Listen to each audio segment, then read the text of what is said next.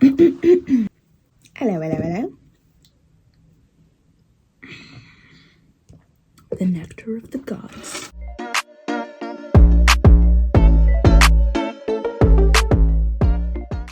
What's up, cool kids? Cool kids, let me be clear. My diction kind of makes it sound like I'm saying something else. Let me know if you hear it too. What's up, cool kids? Today's video was inspired by a message I got from an old friend of mine who came across my planner stuff, journal stuff, also my ADHD stuff, and said, oh my gosh, I have ADHD too. Does this whole planner thing really change your life? And you know, for me personally, that's a resounding yes. Yes, it does. So I sent her a couple links. She ended up buying a planner and then messaged me back basically saying, now what? How I do this thing? And I was like, yeah, you know what? Let me get back to you on that. Actually, I can make a video about that. So that's what this is. I was just gonna do a flip through memory lane of my old planners, but I thought I could incorporate that with sort of my planning system. I really took a look at how I evolved my setups and what kind of information I put down. I figured out I can basically sum it up into 3 categories. So take a screenshot if you need it. So the first category is don't forgets. I think that's probably the most obvious one. They can include, but are not limited to, important dates, birthdays, appointments, deadlines, bills, rent due, holidays, announcements, you know, things that are just factually happening, stuff you'd probably find on anyone's regular wall calendar is gonna have most of this stuff on it. And so that's not really life-changing, is it? But the last 2 categories, which are tasks and habits, those are the parts that I think are the life-changing parts. Tasks, it's just another word for chores. I'm too grown for chores, so I call it tasks. Tasks are, you know, it's the adulting stuff we don't want to do, but we know if we don't do it, we're probably gonna lose our minds. So the way I attain that information is I go through each room or zone in my home or any space that I need to maintain. So for me, that includes my car, and I just scan the room or the space up and down. If I was to hire a cleaner, what would I tell her to do? Excuse me. Her or him or they. If my executive function was on fire, what would I do in this room? And you're just gonna create one main list of all of it. So after that, go through each one and decide, is that something you wanna get done daily? Is it something you wanna get done weekly, monthly, seasonally, yearly?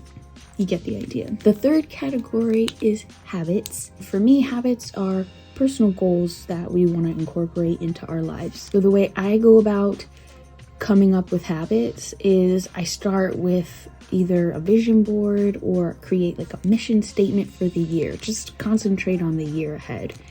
Habit building is not easy and should be done in small increments. I know this from experience, and I'll use those to sort of inspire realistic goals. That's the key word here, is realistic goals. And then you take those goals, you break them down into steps, and those steps become your habits. Similar to the tasks, you kind of want to decide realistically, are these things that I could do once a month, once a week, twice a year, you know, however you want to break it down. Once you do that, that's how you know where to fill in what information. So whatever needs to be addressed monthly can go in a monthly spread. Whatever needs to be addressed weekly or even daily, if you just use a strictly weekly planner, you can put that stuff in there. Now I'm gonna kick it over into overhead so I can show you some examples of where I started and how my tracking and habit system and planning system. So now we're gonna kick it over. Take a walk down memory lane with me and I'll show you it gets better. Okay, cool kids, what's good?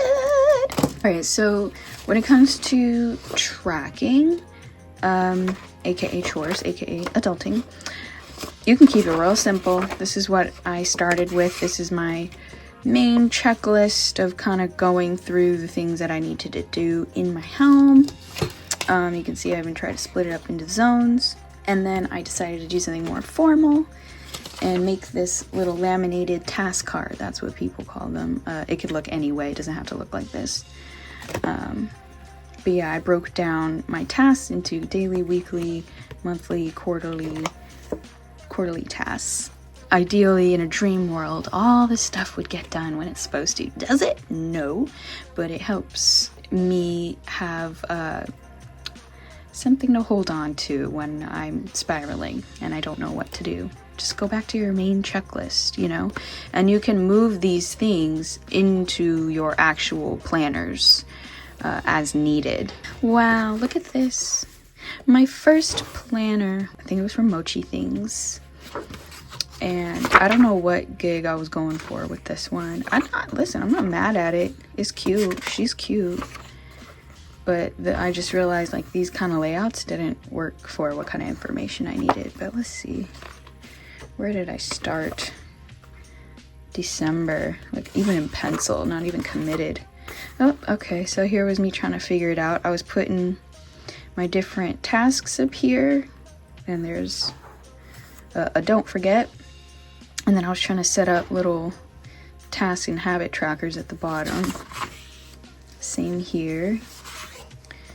Picked it up in January. Ooh, trying to get spicy. I even added a little to-do list. And that was it. That was all I could do in her. I realized it was not for me. Then we got into this daily Bloom Daily? I forget. Bloom planners. And I found this one on Amazon. And I really liked it because it was undated, but it already had the months ready to go.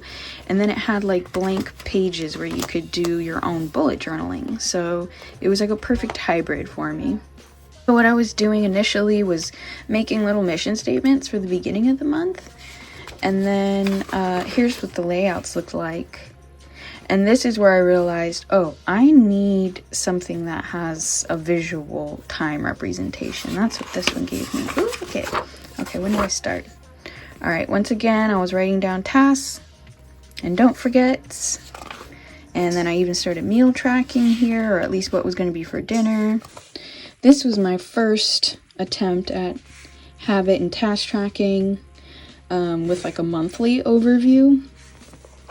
I mean, I did include these things in the weeks so that when I'm on the week, I can see what needs to get done. But then I wanted to have like an overall view of how the month went. And then over here, I started doing something which I think I should bring back, doing like wins and struggles, or this eventually became struggles and solutions. It's taking therapy notes. There's February. Let's see. Ooh, she's getting creative in here, huh? So they get a little more oh, let's see, you know, not every week can be a winner.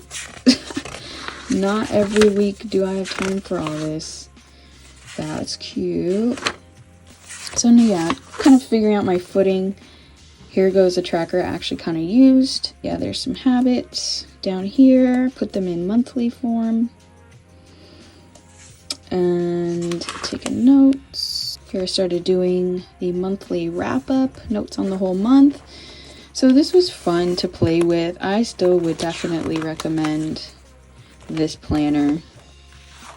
Fun to play around with. Let's see, when did I give up? May? Yeah.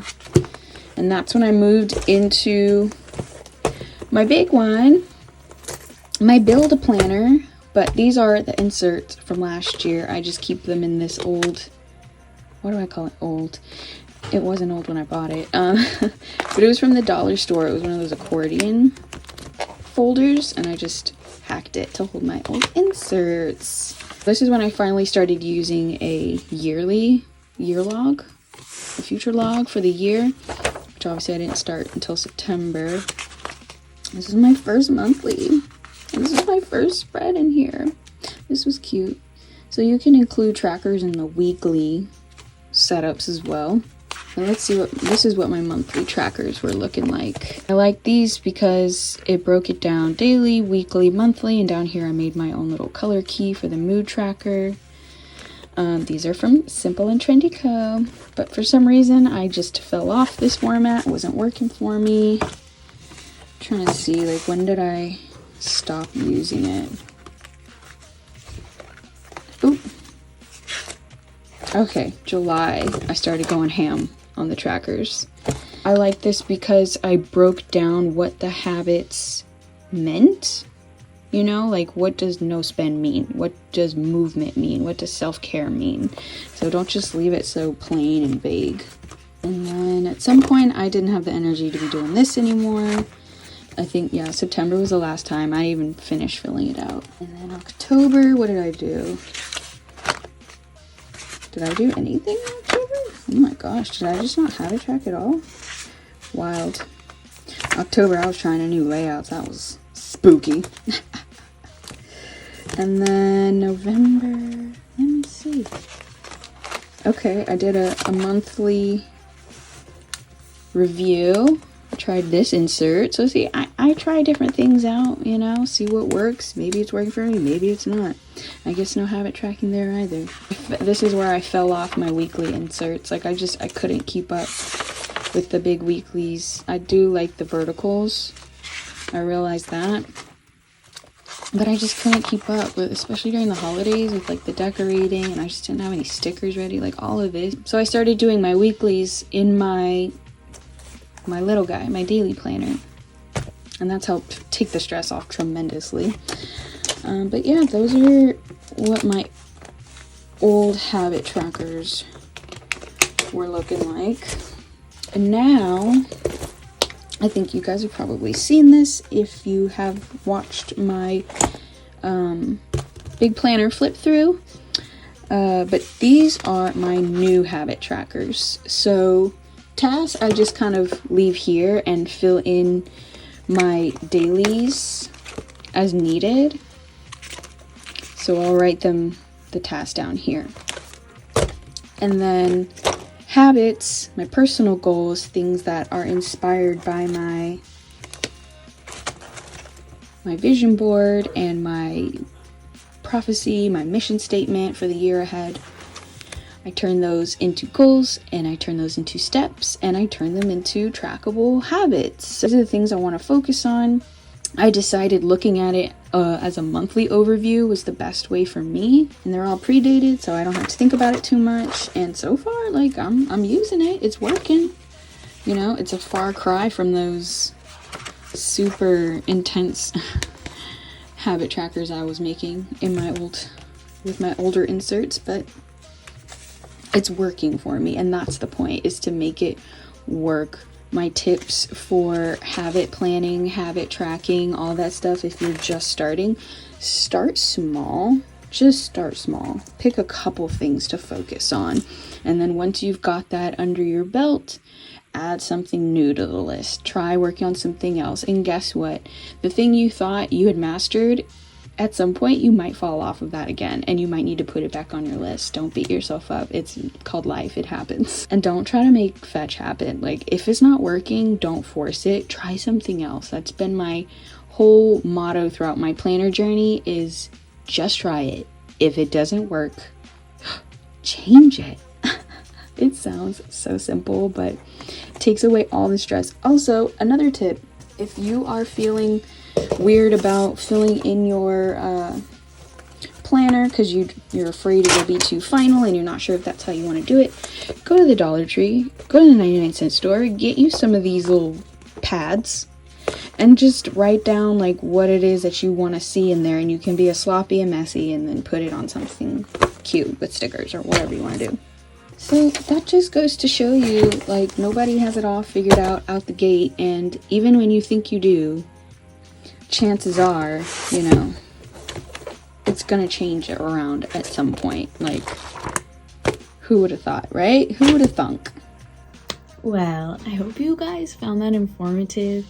If you have any questions, holler at your girl below. Anyways, awkward outro. Bye.